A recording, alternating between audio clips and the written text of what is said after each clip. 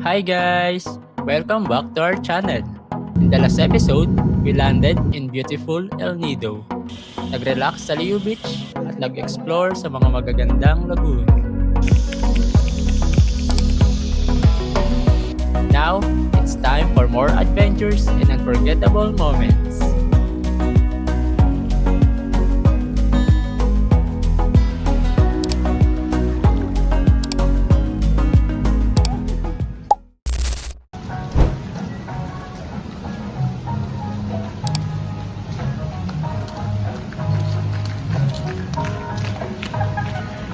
Day 3 started with the beach walk. From Vanilla Beach, papunta sa Maramigmig.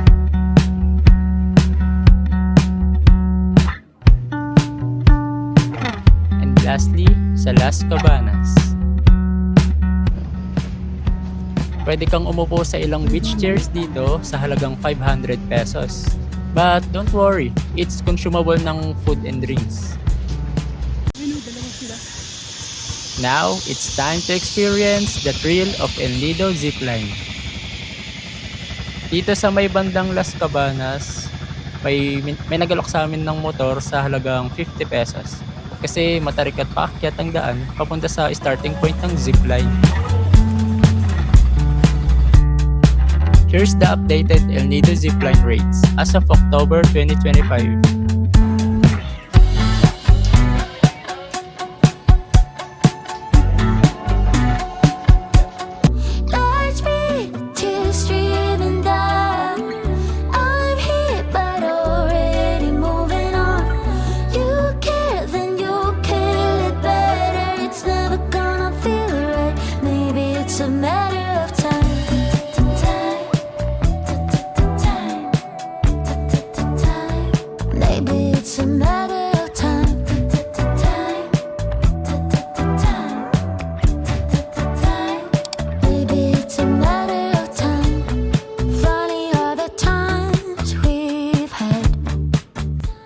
Sa dulo ng zipline, naglakad na lang kami pababa sa mabatong daan pabalik ng Las Cabanas.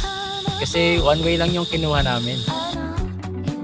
Pagkatapos mag-zipline, bumalik kami sa Vanilla Beach para mag-lunch sa McDo. Tapos, bumalik ulit kami sa beach para naman mag-swimming.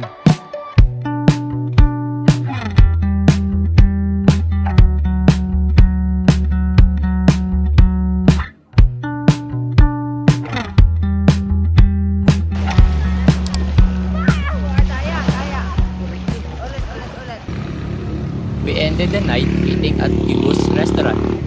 Ito yung restaurant na malapit sa aming hotel.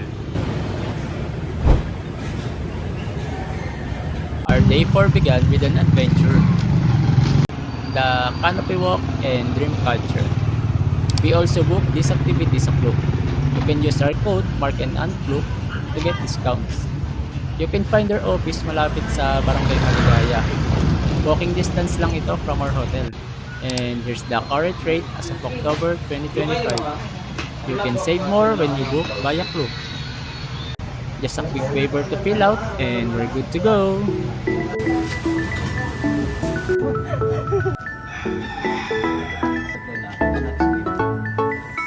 I've been waiting all my life for something.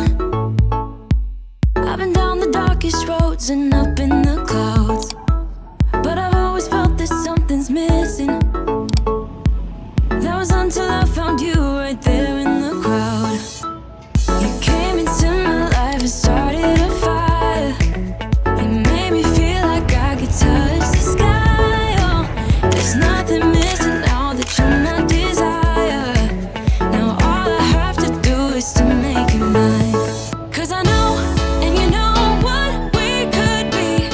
Like a song, like a perfect match. Buti na lang at hindi kami nabutan ng malakas na ulan sa canopy walk. By the way, ito pala yung view sa aming view dito sa Bon Bob Inn. Same day, we went to Corong-Corong Beach pagkatila ng ulan. And sa Pops District kami bumaba kasi gusto sana namin itry kumain dito sa Lion Sunset Lounge. but it was under renovation that time. We decided na maglakad-lakad na lang muna sa Corong-Corong Beach.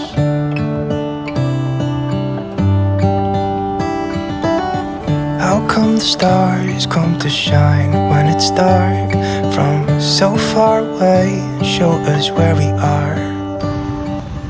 Nag-tricycle na ulit kami pabalik ng town proper Every night, para naman what's mag-dinner. you're dreaming of?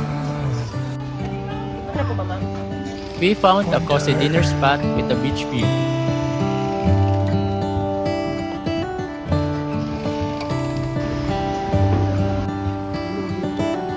How come the sky sometimes hides behind the clouds? Maybe And it's then ending our just like day me, with an a ice little cream bit at scared Gusto of Gelato. heights. Why does the rain?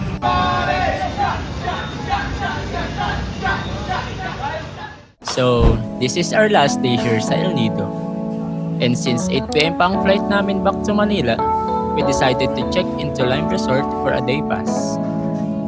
The fee per person includes use of pool and 500 pesos consumable for food and drinks. I waited for so long. This is the moment.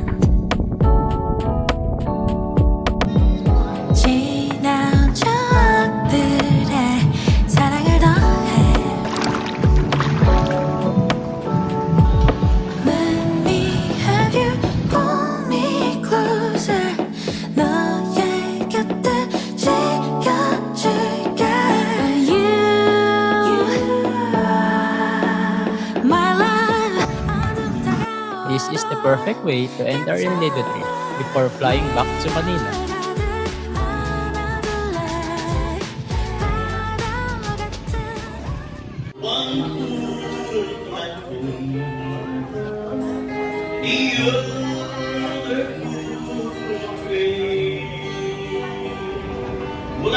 By 6:30 PM ay nagbiyahe na kami pa airport.